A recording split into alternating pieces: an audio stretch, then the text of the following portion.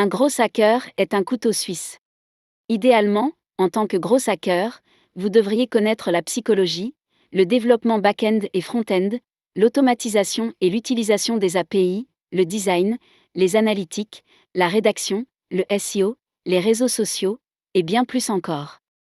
Il est difficile de créer un titre de poste pertinent car rares sont les personnes qui possèdent toutes les compétences nécessaires. Par contre, il est important de posséder au moins les compétences suivantes. La capacité à utiliser ou analyser les chiffres et les données. La compréhension approfondie du digital. La capacité d'apprendre de nouvelles choses et d'expérimenter. Pour rappel, sa responsabilité est la croissance. Ce n'est pas un phénomène naturel, mais un travail analytique et méthodologique qui ne doit surtout pas être rempli de certitudes. D'ailleurs, l'état d'esprit est primordial. C'est avant tout une façon de traiter les problèmes de croissance de l'entreprise. Un gros hacker donne la priorité à la progression par rapport à la perfection en utilisant les données ou en recherchant de nouvelles techniques. Qu'est-ce qu'un gros hacker, T-Shape ?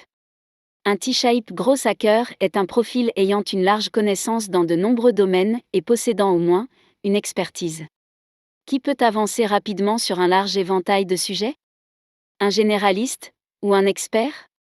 À vrai dire, une combinaison des deux semble la parfaite solution à cette équation. Voyons cela plus en détail. La lettre T est composée de deux barres, l'une horizontale et l'autre verticale.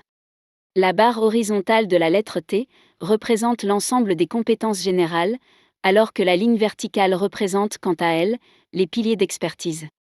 De cette manière, plus le champ de compétences d'un gros hacker est large, plus la barre horizontale du T est grande. De la même façon, plus sa connaissance dans un domaine est importante, et plus la barre verticale du T est longue. Mais pourquoi est-il important qu'un gros hacker possède autant de compétences ? En tant que gros hacker, vous devez être capable de travailler et d'itérer rapidement. C'est pourquoi vous devez dépendre le moins possible des autres. Il est important qu'il puisse programmer, travailler avec des données et concevoir lui-même. Il n'a pas besoin d'être un expert dans tous les domaines, mais il doit en tout cas comprendre les bases afin de pouvoir réaliser la plupart des tâches lui-même. Pourquoi privilégier des gros hackers T-Shape ? Comme nous l'avons vu, il est important de tester afin d'approfondir ce qui a marché et stopper rapidement ce qui ne l'a pas été.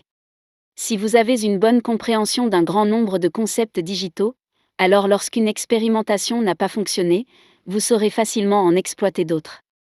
Dans tout business, il faut travailler sur plusieurs stratégies et canaux. Le marketing d'une société ne se limite pas à son budget Facebook ou Google AdWords comme nous pouvons le voir dans de nombreuses sociétés aujourd'hui. Plus vous possédez un large éventail de compétences et plus vous aurez d'idées de croissance que vous pourrez tester en autonomie et rapidement. Vous l'avez sûrement déjà compris, mais la qualité première d'un gros hacker est celle d'être curieux pour apprendre toujours plus et se réinventer rapidement pour suivre au mieux les évolutions du marché.